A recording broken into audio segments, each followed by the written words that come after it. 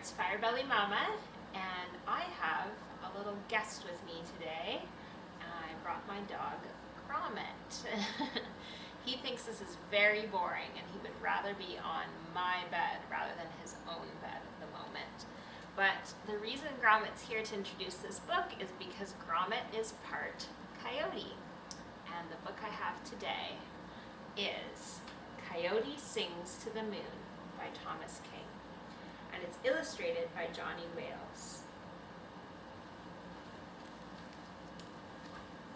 So, Thomas King, I just have to quickly say, is one of my favorite authors as an adult. He has incredible work, fiction and nonfiction.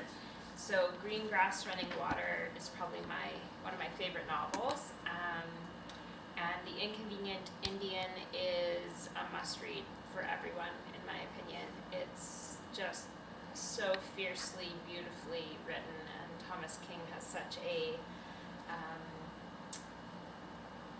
such a beautiful, well-crafted writer, but he also has this great voice, this sort of irreverent, funny voice. So I just love his work. So here's a children's book, Coyote Sings to the Moon.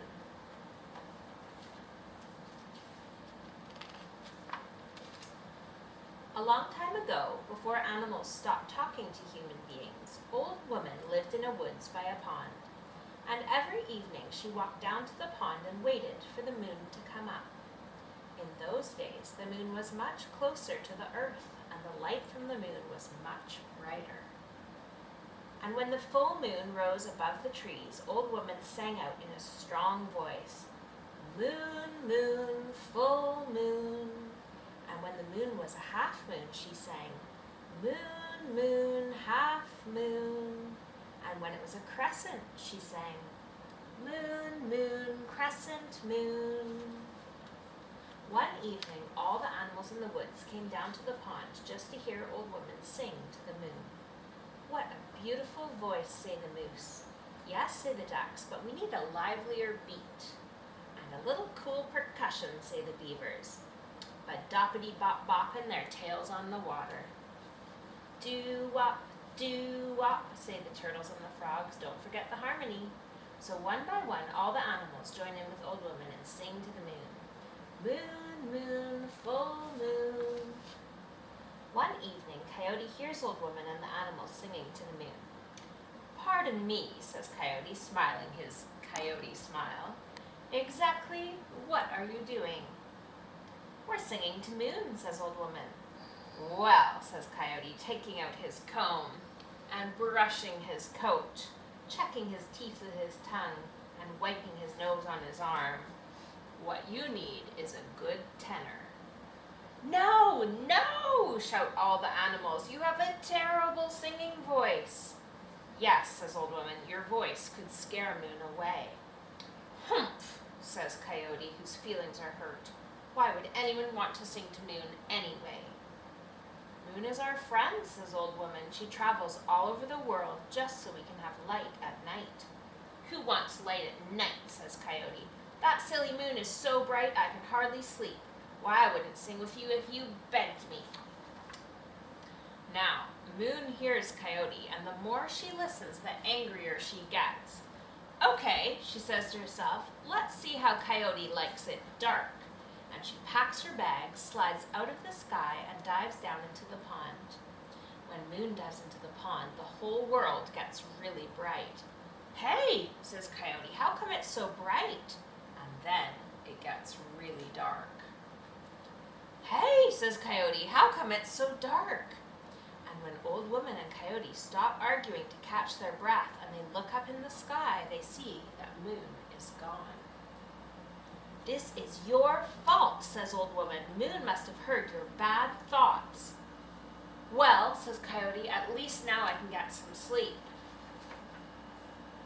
As soon as Coyote leaves, Old Woman calls the animals together. "We have to find Moon and get her to go back into the sky," says Old Woman, "or this world is going to be messed up." "But where would Moon go?" says Moose. "I don't know," says Old Woman, "but we better start looking." So all the animals and Old Woman begin searching through the dark for Moon. While the animals animals and Old Woman are searching, Coyote is trying to find his way home. I think it's in this direction, says Coyote, and he walks into a tree. Hey, says Tree, watch where you're going. Sorry, says Coyote, but it's dark. That's because some fur brain insulted Moon, says Tree, and she has gone away.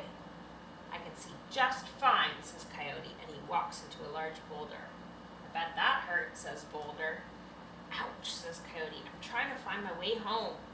Sure could use a little moonlight, says Boulder. Never mind, says Coyote. Coyote tries to feel his way in the dark, but he keeps bumping into trees and rocks and keeps slipping on wet moss and tripping over sneaky roots. Maybe I should just sleep here tonight, says Coyote, and go home in the morning.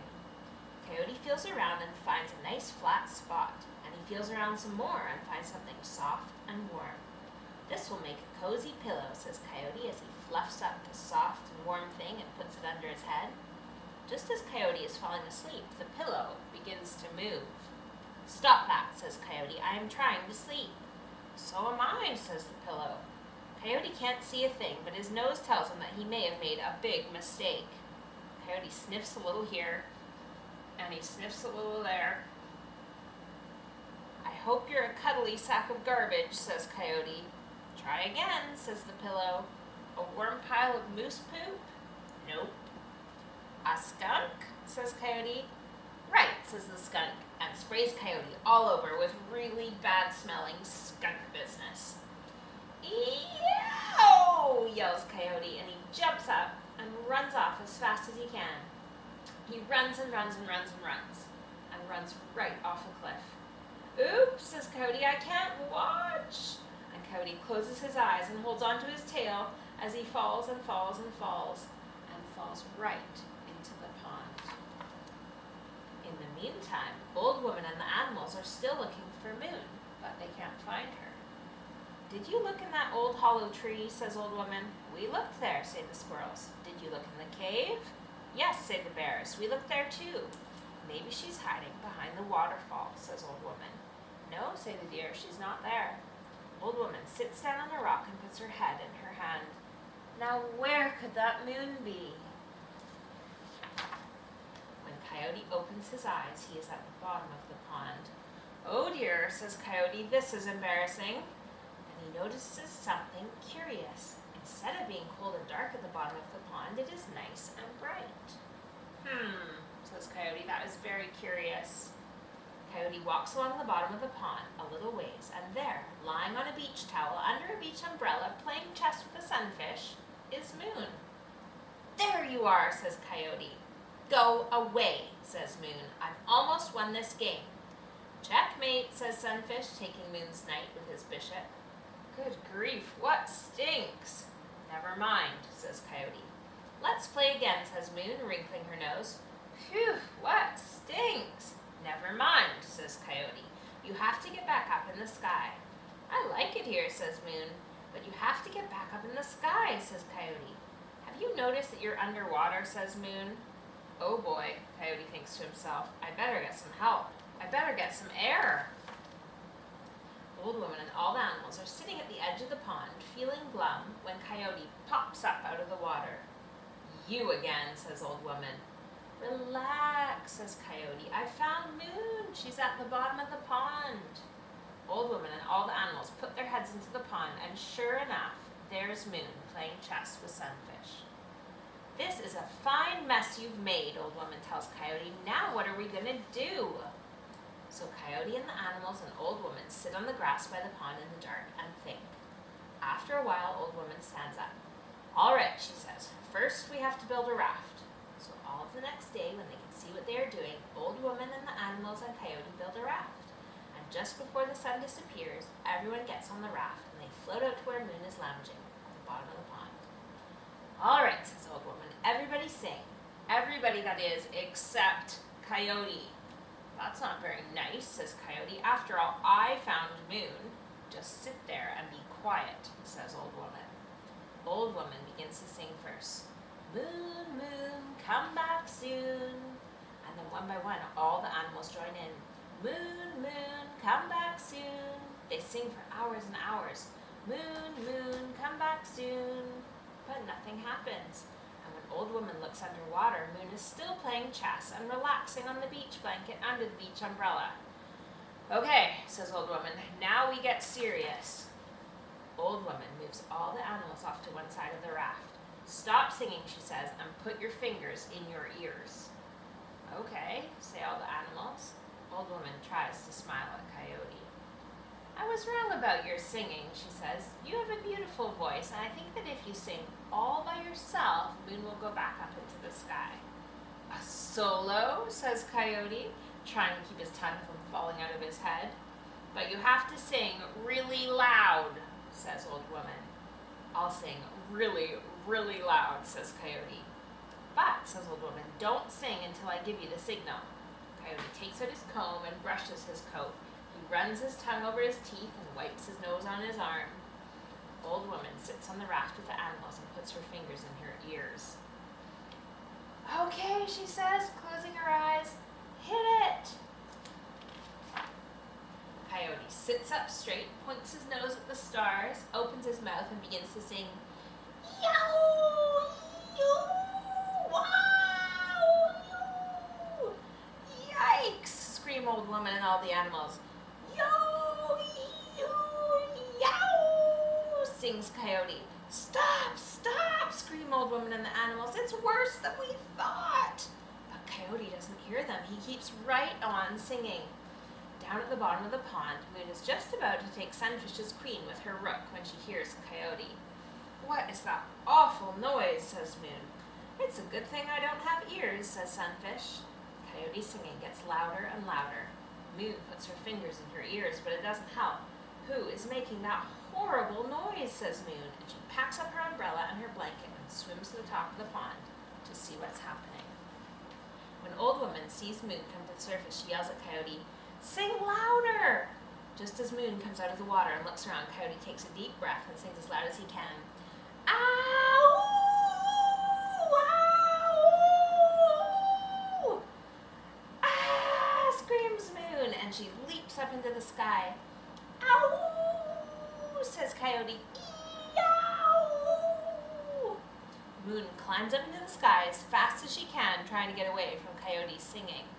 Enough, yells Old Woman. But Coyote can't hear her, and he keeps on singing, and Moon keeps on climbing. Look at him. Uh-oh. Old Woman can see that if she doesn't shut Coyote up, Moon will climb into the sky until she disappears. So quick as she can, Old Woman grabs Coyote's tongue and wraps it around his mouth so he can't sing anymore.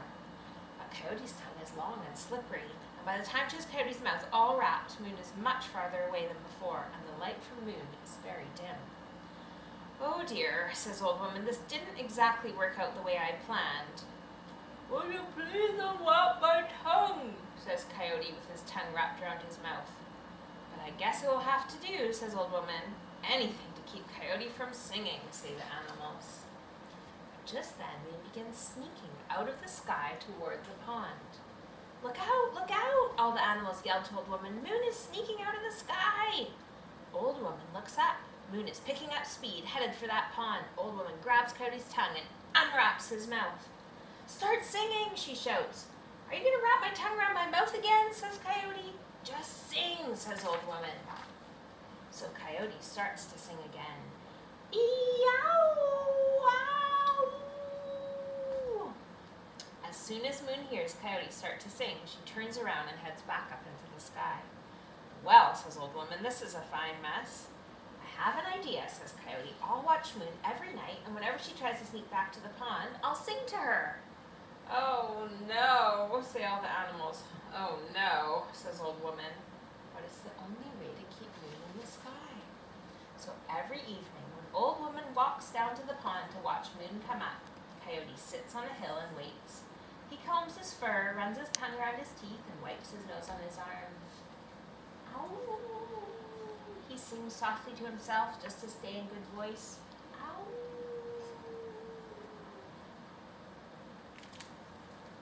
That's Coyote Sings to the Moon by Thomas King, illustrated by Johnny Wales. See you next time.